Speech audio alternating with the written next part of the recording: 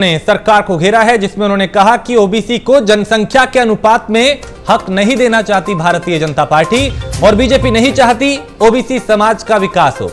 तो अखिलेश यादव अलग अलग मुद्दों को उठाकर और आधार बनाकर भी सरकार को घेरते रहे हैं। ओबीसी वर्ग को लेकर अब वो सरकार को घेरते नजर आते हैं कि बीजेपी नहीं चाहती ओबीसी वर्ग समाज का विकास हो। तो खबर लखनऊ से, जहां अखिलेश यादव ने जुबानी हमला भारतीय जनता पार्टी पे किया। ओबीसी को जनसंख्या के अनुपात में हक नहीं देना चाहती सरकार, यह उनकी तरफ से कहा गया। और बीजेपी नहीं चाहती कि ओबीसी समाज का विकास हो। तो ओबीसी को लेके हर वर्ग को साधने की कोशिश चूंकि लगातार की जा रही है। और आशीष हमारे साथ इस वक्त लखनऊ से जुड़े हैं। एक बार फिर आशीष, अखिलेश यादव अलग अलग मुद्दों को आधार बना के कई दफा सरकार पर हमलावर दिखाई दिए। अब यहां पे ओबीसी वर्ग को आधार बना के वो सरकार को घेर रहे हैं।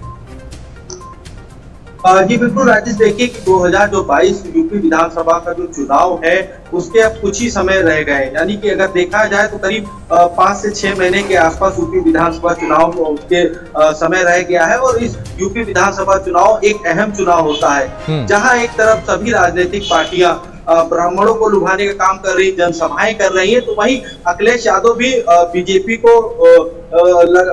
के ऊपर तंज कसते दिखाई दे रहे हैं। हालांकि अगर देखा जाए जिस तरीके से अखिलेश यादव ने आज ट्वीट करके कहा है कि ओबीसी को निर्णय किया जाए, हालांकि एक ये जरूर कहा जा सकता है कि जिस तरीके से बीजेपी सरकार एक तरफ ब्राह्मणों के साथ में है, सभी वर्गों के साथ में है, तो दूसरी तरफ कहीं ना कहीं जो अखिलेश यादव का ये ट्वीट है ये काफी महत्वपूर्ण कहा जा सकता है, क्योंकि अखिलेश यादव किसी भी तरीके से बख्शते नहीं है मौजूदा सरकार को घेरने में। आशीष, ये माना जाए कि उत्तर प्रदेश में चूंकि विकास की बात होती है, लेकिन ये माना जाए कि यूपी के चुनाव में जातियों के बिना राजनीति असंभव है। इसीलिए शायद हर दल की एक कोशिश है कि वर्ग विशेष को अपने साथ लिया जाए। कोई ब्राह्मणों की बात कर रहा है, कोई पिछड़ों की बात कर रहा है, कोई ओबीसी की बात कर रहा है। जातिगत समीकरण जो है उत्तर प्रदेश में वो बेहद मायने रखते हैं यहाँ पे। बिल्कुल, देखिए जाति समीकरण अगर बात की जाए, जिस तरीके से ब्राह्मणों को लुभाने की बात करी, ब्राह्मणों को लाने की बात कही जा रही, ब्राह्मणों को सम्मेलन किया जा रहा है, सभी राजनीतिक पार्टियां यही कर रही हैं। तो कहीं ना कहीं एक जाति वर्ग के तरीके चुनाव, हालांकि अब ये 2022 का चुनाव है, अहम चुनाव ये माना जा सकता है। अब जिस तरीके से अखिलेश यादव का ट्वीट आया है ओबीसी को लेकर के, तो ये काफी नजरिए से देखा जा सकता है कि जिस तरीके से अखिलेश यादव ने ट्वीट करके ओबीसी वर्ग के लिए कहा गया।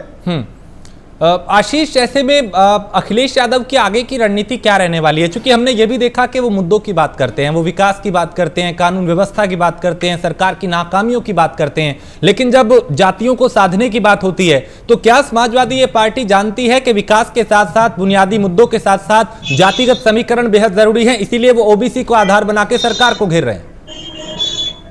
जी बिल्कुल, देखिए क्योंकि अखिलेश यादव पूर्व सीएम भी रह चुके हैं। अखिलेश यादव एक अनुभवी कहे जा सकते हैं, क्योंकि पूर्व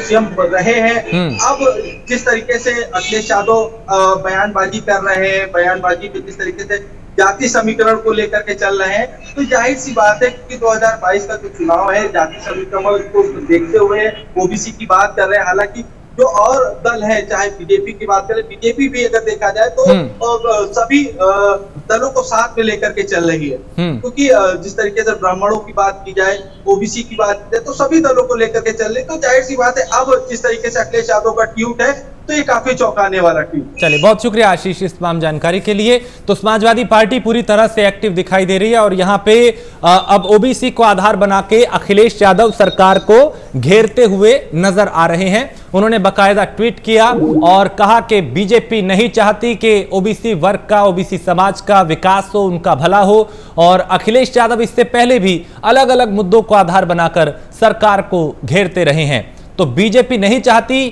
कि ओबीसी का विकास हो, यानी जो ओबीसी वर्ग है, ओबीसी समाज है, उसका विकास हो, उनकी भलाई हो, ऐसा अखिलेश यादव का कहना है। और इससे पहले भी वो चाहे कानून व्यवस्था हो, महंगाई हो, बेरोजगारी हो, तमाम अलग अलग मुद्दों को आधार बनाकर भी सरकार को घेरते रहे हैं।